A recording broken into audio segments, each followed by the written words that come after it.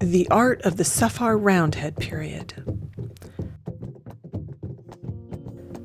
Located in the Tassili Ajjer National Park in southeastern Algeria, the Safar region is a jewel of the Sahara. A UNESCO World Heritage Site since 1982, this plateau is home to the most incredible collection of ancient rock art in the world, including at least 30,000 pieces of carved and painted works going back at least 12,000 years. The stone forests of the Safar are known as the legendary Neolithic city. Before it became the desert we know today, it was, at one time, one of the most densely populated areas in the world. This high plateau of haunting natural beauty is a fascinating and mysterious region. Due to its remote location and the climatic conditions in the Sahara, it is rarely visited by outsiders today. I was fortunate to be able to travel into this area with my daughter and our Tuareg guides. I am happy to share with you my personal images and impressions. The focus of this video is one of the most extraordinary styles of ancient art represented here, the Roundhead period. Journey back with me 12,000 years or more to visit these astonishing mystical works and try to imagine the very different world of the Tassili Ajjer as we explore the art of the ancient people of the stone forests of the Safar. Thousands of years before the dawn of civilization in Egypt or Mesopotamia, culture was flourishing in the Tassili Ajjer. The expressive and intensely spiritual paintings of the Roundhead period illustrate the complexity of their society, and we can only speculate at the meanings contained in their work. Inhabiting the region after the arid crisis of the final Pleistocene came to an end and the rains returned, groups of Epi-Paleolithic or pre-Neolithic peoples occupied the Tadrat Akaras and the Tassili. These hunter-gatherers, distant ancestors of modern-day Black Africans, had an imaginative aesthetic sense and profoundly religious expressive art. Eurocentric art history often discounts the cultural achievements of the peoples of Africa. One only needs to experience this work to understand the intensity of expression and artistic innovation in this art. Just because it is not as well known as other ancient paintings does not diminish its beauty and importance to our collective history. Based on analysis of patina and erosion of the work, layering of different styles of art periods over time, and correlation to climatic conditions, the Roundhead period of art has been suggested to be somewhere between 12,000 and 7,000 years before present. But with continued study and more advanced dating techniques, the period will be refined and possibly pushed even further back in time. Some works seem to have been repainted over time, perhaps ritualistically, and this can further complicate the dating of the original artwork. We should let go of modern European conventions developed from Greco-Roman traditions to try to better understand the work contextually. Then we can begin to perceive an indigenous sensibility and a different set of rules and tastes for color, form, and motif that developed thousands of years earlier with Paleo-African mythologies, attitudes, beliefs, mythical heroes, deities, and a religious substructure transmitted regionally and through time. Vestiges of this can be seen to persist in contemporary African art and cultural practices. The stone forests are spiritual places, with much of the Roundhead work set primarily in protected gathering spaces hidden within its complex formations. Malika Hashid, an Algerian archaeologist and prehistorian who has studied extensively the Tassili Ajjer, states, quote, "The stone forest of Safar is a magnificent natural sight that inspires not simply admiration, but a sense of awe and wonder. Entering this place is like entering a temple, the oldest of which goes back more than 10,000 years." End quote. As an architect, I understand spaces and the feelings they can convey, and many of the works are set very specifically in locations that create a feeling of the sacred. The roundhead works are primarily located in the highest, perhaps the most venerated parts of the plateau. These could be areas of ceremony and/or celebrations. Located under a rock overhang, an early work in the Roundhead period and one of the most famous paintings in the Sahara is referred to as the Great God. It is a 16-meter-long mural depicting a procession of women and white antelopes, a central being, the Great God, a pregnant woman on the back of a pregnant antelope, and other figures and enigmatic symbols of various sizes. The central being, or deity, is shown with mixed human and animal aspects, as an irrational or mystical entity. It is impossible to know if the figure is human, half-animal creature, a mythic representation, a spirit being, or a physical leader. Are the supporting figures praising, lamenting, or making offerings, or even celebrating? Are they representative, spirit, or human individuals? Would this work be seen by only a few select initiates, or well attended by the community at large? The answers may never be known. We can only hope, with increased study and discovery, to learn more about this time and culture.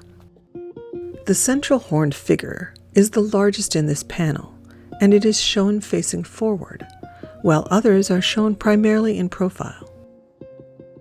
It is a scene filled with drama and action.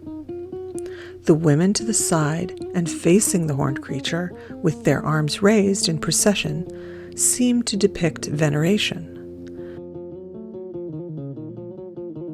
The direction of the work is oriented from left to right.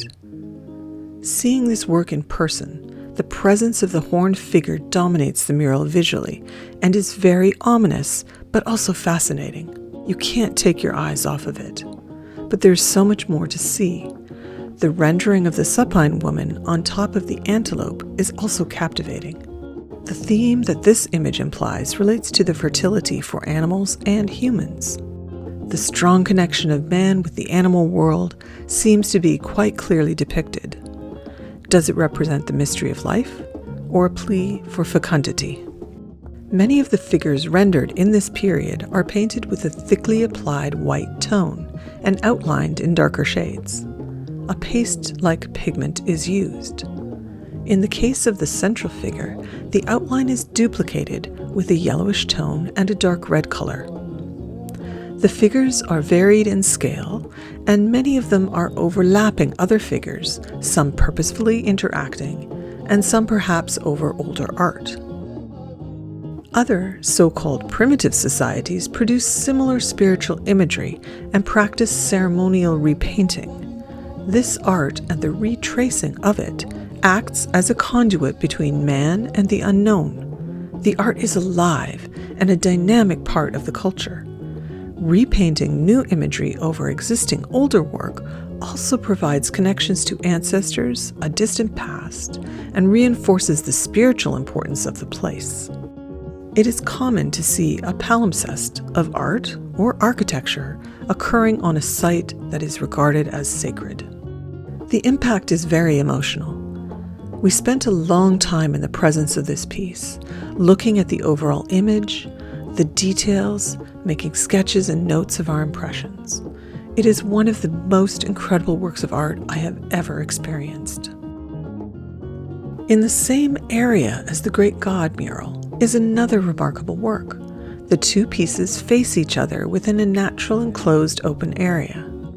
This location feels quite purposeful. To get to this sublime realm, one passes through a narrow corridor of tall rock forms, a long and winding path. Emerging from the confined passage, the first work one sees is on the left wall under a rock hanging. This mural has some images that are similar, such as the figures of women with the raised upright arms. On this panel are also more symbolic shapes, as well as mythical figures shown wearing masks with large round ears.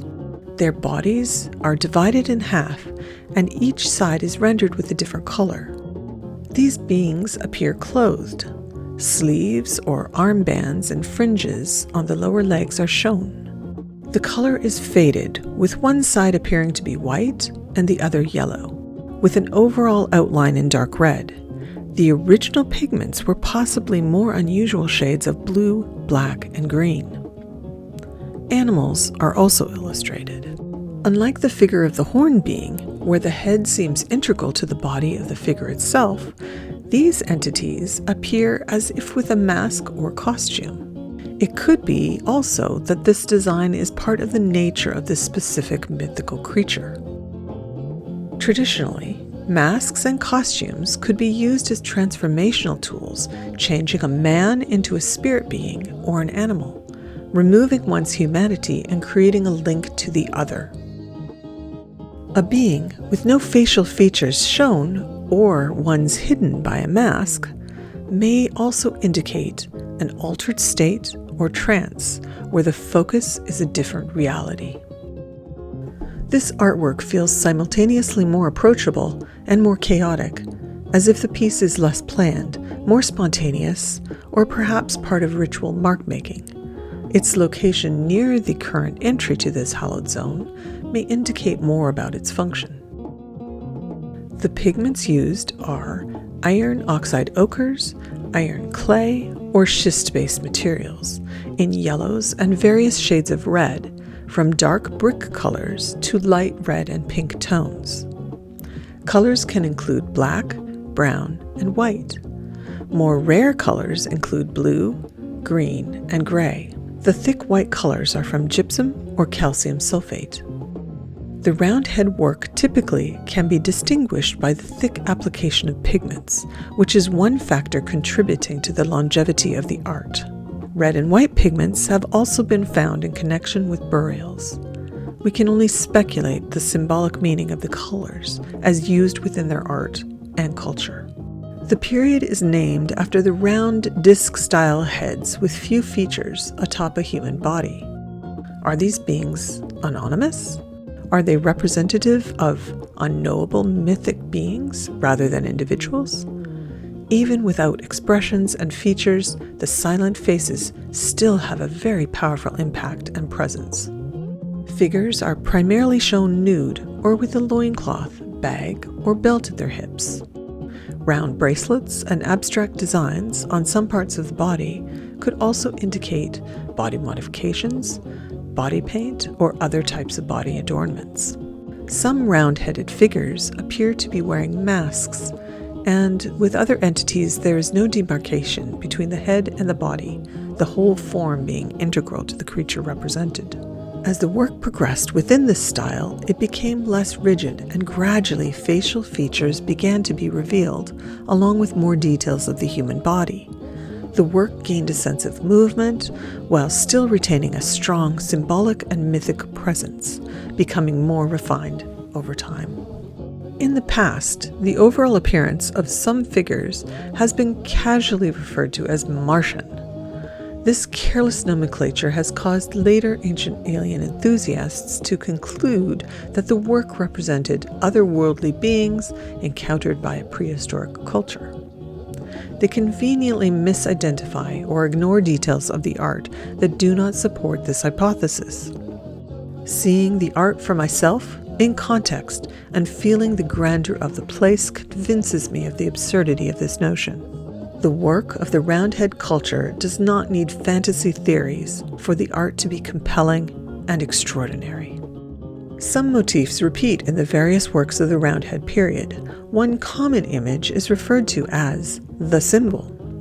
It is a round, abstracted form with lines extending from the bottom edge. It can look like a sun form with rays, or a circle in a circle like a protective eye. It is sometimes more disc-like, with geometric markings similar to some of the depictions of the roundhead forms, perhaps indicating a helmet-style mask. This abstract imagery may illustrate a different reality or indicate an altered state of mind.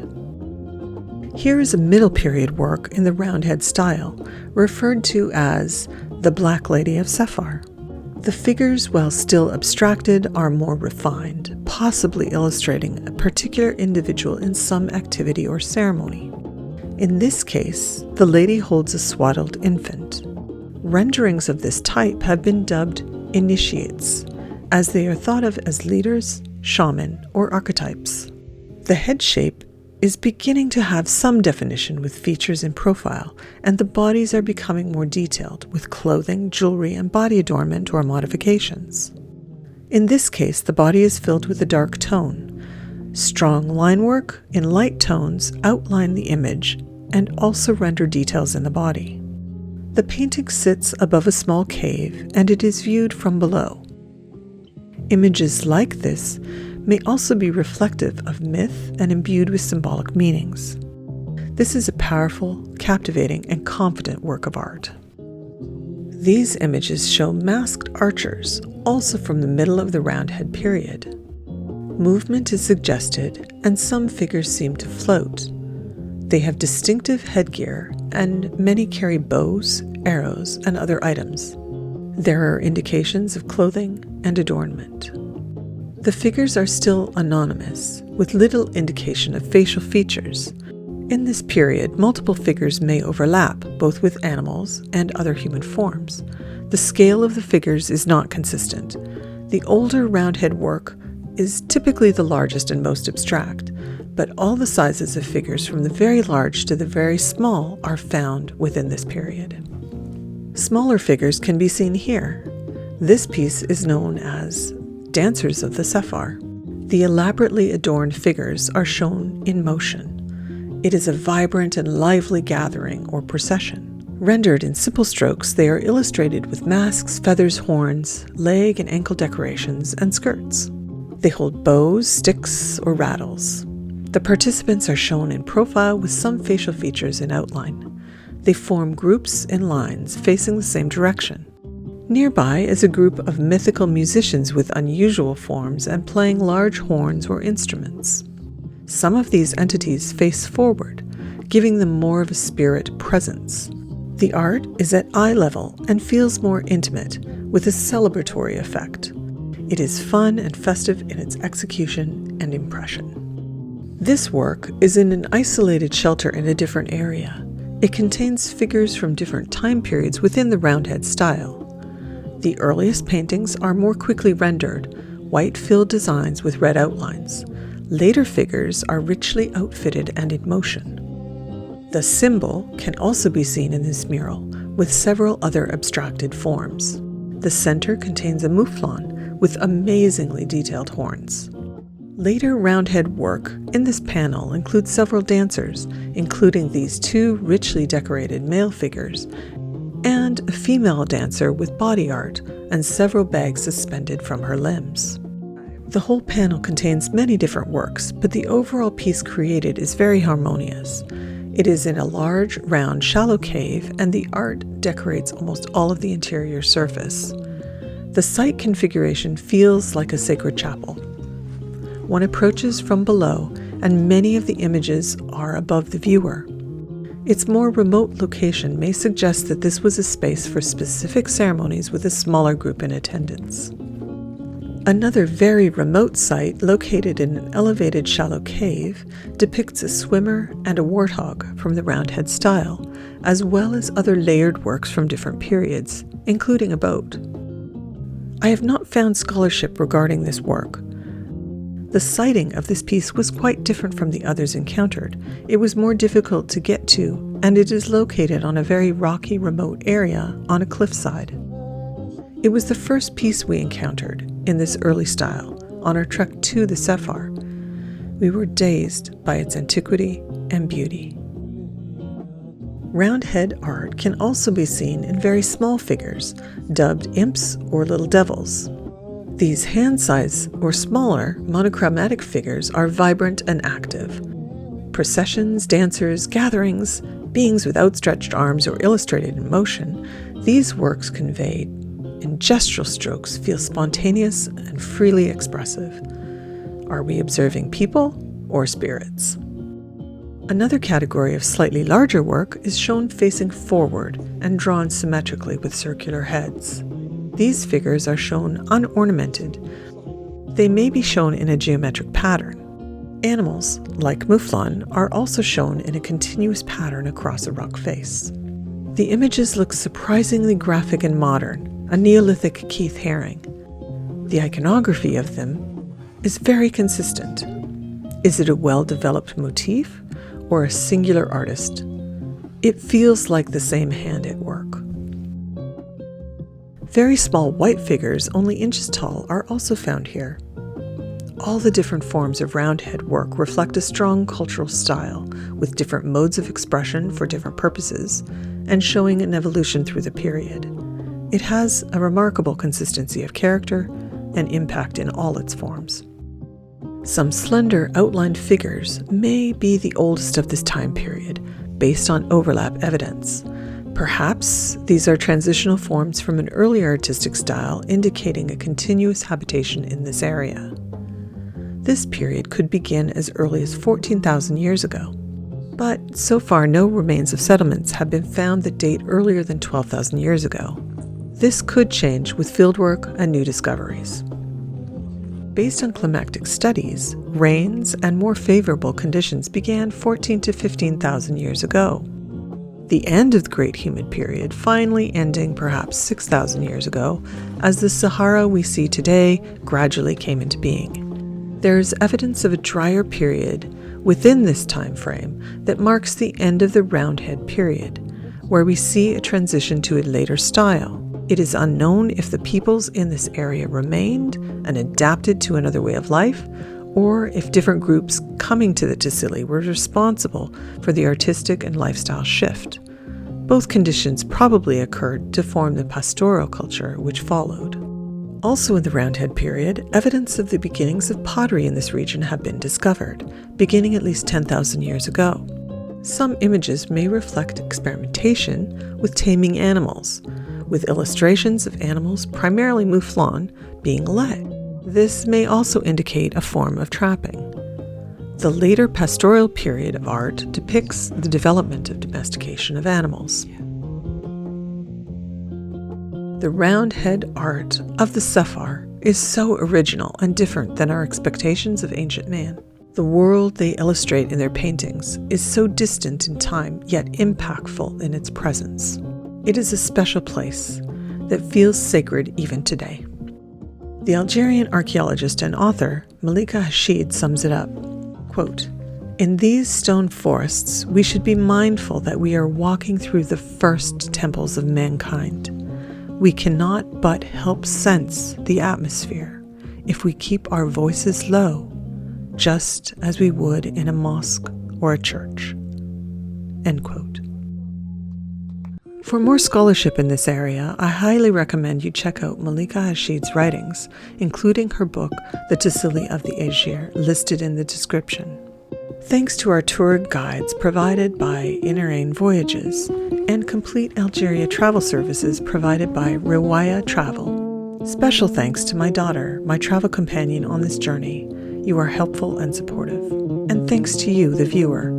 If you enjoyed this video, I kindly ask you to like and subscribe. Thanks again.